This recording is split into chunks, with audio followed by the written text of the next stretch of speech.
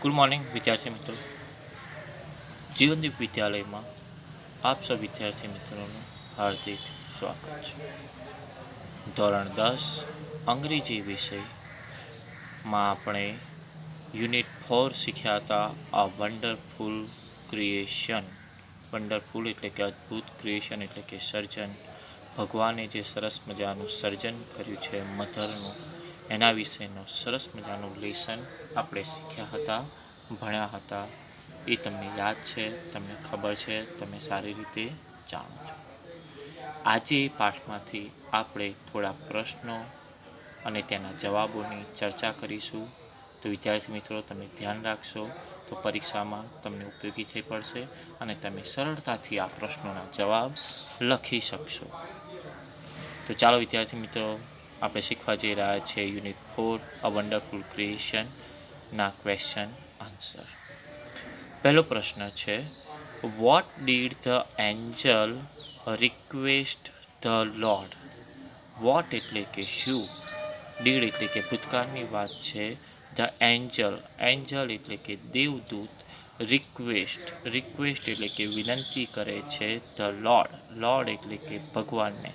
એ lesson ભણ્યા હતા, એ unit ભણ્યા હતા ત્યારે આપણને ખબર છે કે એન્જલ સ્ટાર્ટિંગમાં શરૂઆતમાં આવે છે અને તે રિક્વેસ્ટ એટલે કે વિનંતી કરે છે, ધ લોર્ડ, લોર્ડ એટલે કે ભગવાનને શું વિનંતી કરે છે.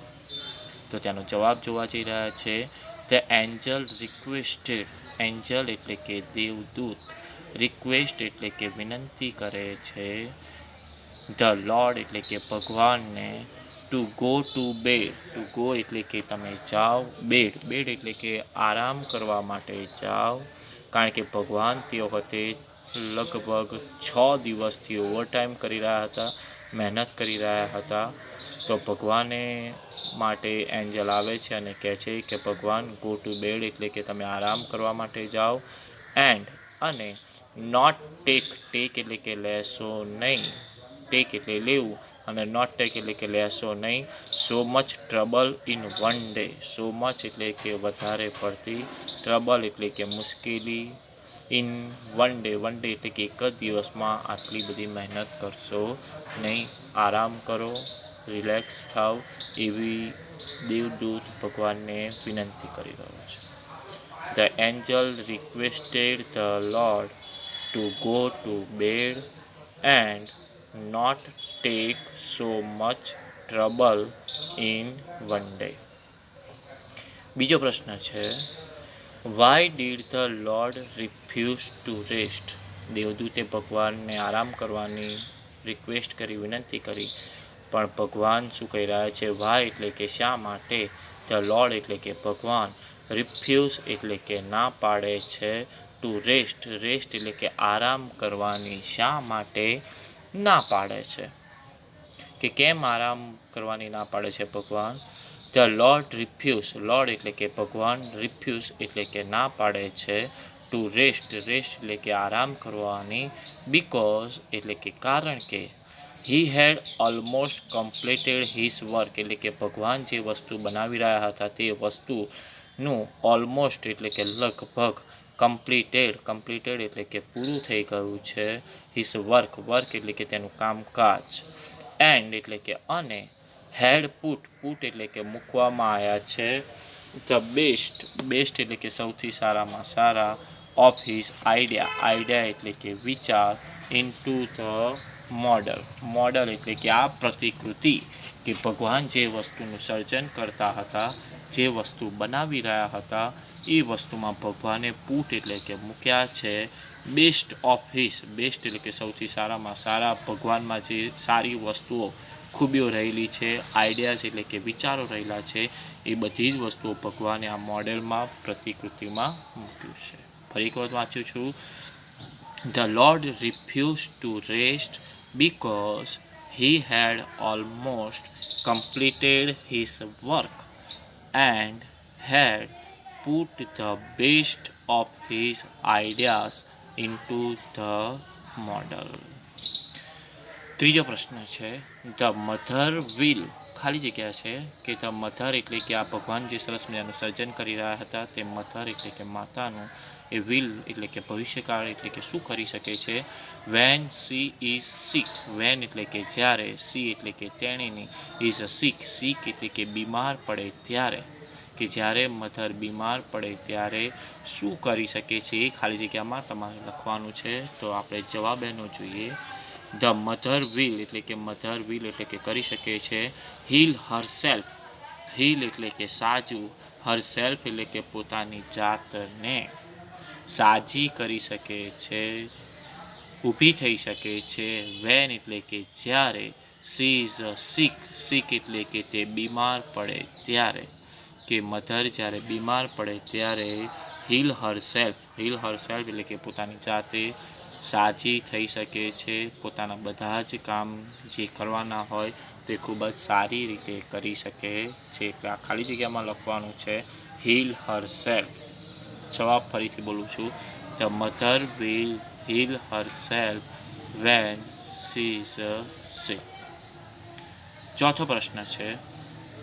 The mother would manage, mother એટલે કે માતા, વુડ મેનેજ, મેનેજ એટલે કે ગોઠવણી કરી શકે છે, સારું કરી શકે છે, કે કોઈ પણ કામ કઈ રીતે કરી શકે છે. તો એના માટેનો જવાબ છે ધ મધર વુડ મેનેજ, એટલે કે મધર આપણી જે માતા છે એ મેનેજ કરી શકે છે, યોગ્ય રીતે કાર્ય કરી શકે છે. કયા કાર્ય?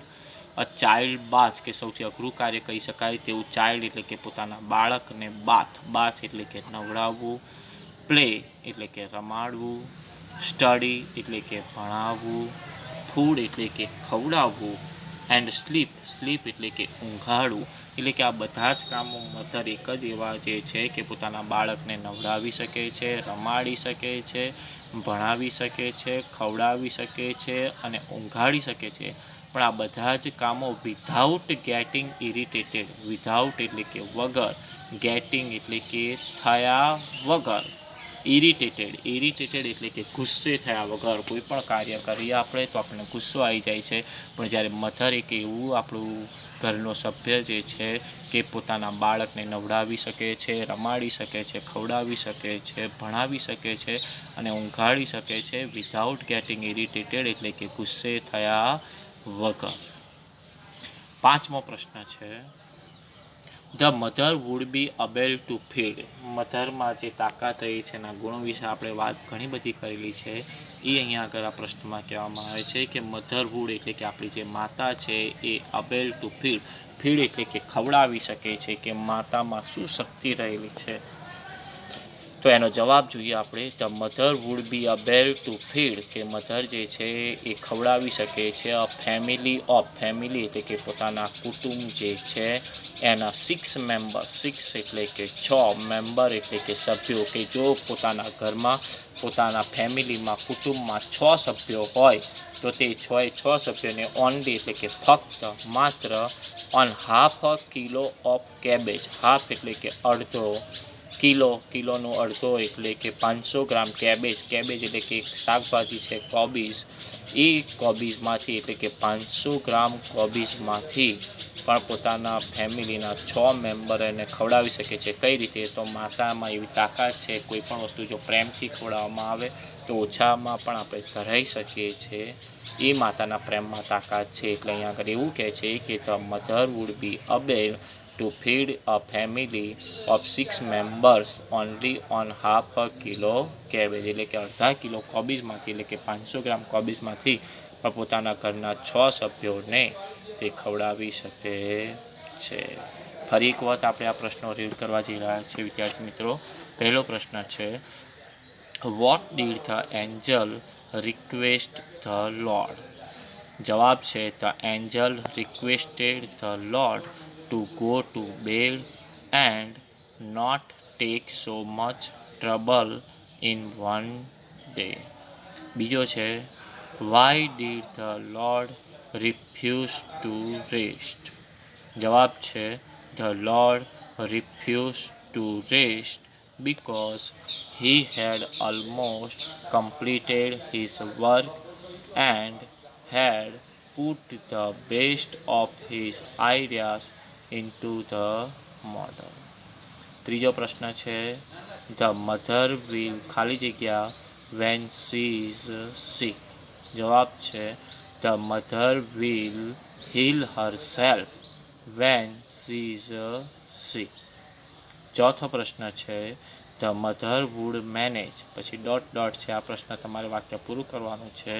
તેનો જવાબ છે the mother would manage a child's bath, play, study, food and sleep without getting irritated. પાંચમો અને છેલ્લો પ્રશ્ન છે the mother would be able to feed. જવાબ છે એનો the mother would be able to feed a family of 6 members only on half a kilo cabbage. આ સરસ મજાના પ્રશ્નોની આપણે જે ચર્ચા કરી એ પ્રશ્નોના અને તેના જવાબ વિદ્યાર્થી મિત્રો તમારે તમારી અંગ્રેજીની નોટબુકમાં 2 ટાઈમ્સ એટલે કે 2 વખત લખવાના છે અને એને યાદ કરવા માટે પ્રયત્ન કરવાનો છે, મહેનત કરવાની છે. કારણ કે આ બધા જ પ્રશ્નો તમારી પરીક્ષામાં પૂછાઈ શકે તેવી સંભાવનાવાળા છે. એટલા માટે વિદ્યાર્થી મિત્રો મહેનત કરશો અને એને 2 વખત લખશો અને મોડે કરશો. હવે પછીના નેક્સ્ટ લેક્ચરમાં આવા જ કોઈ ટૉપિક સાથે મળીશું. ત્યાં સુધી ગુડ બાય.